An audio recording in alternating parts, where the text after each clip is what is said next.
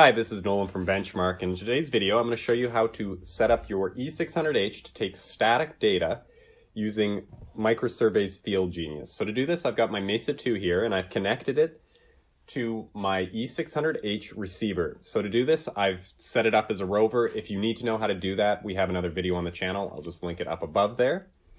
And there are several things I need to do here before I check to make sure that I can start taking static. So once I've set up over the point, I got to make sure that my receiver is turned on and that it has an SD card inside the receiver. If there is no SD card inside the receiver, you're not going to be able to do this. So once I've made sure I've got my SD card in and I've made sure that I've set up properly and I'm in a nice stable position, I'm going to head over to where it says antenna and gives me a height. And once I'm in that location there, I'm going to make sure that my HI is properly measured. So there are two places that I can measure the HI on the E600. So I can measure it to the bottom of the antenna mount, which is what I have selected here. And I've got my measured height is 2 meters, so I'm going to enter that. Or my other option is that I can measure it to a slant height. So if I measure it to the slant height, I've got to change my measured point there from bottom of antenna mount to slant height. And once I have my proper HI entered, I'm going to hit the green check mark there at the bottom and hit OK. So once I've entered my HI, I'm going to head over to the wrench and hammer there with the little switches at the top right corner of the screen, and I'm going to scroll down to the very bottom where it says raw data logging, and I'm going to select that.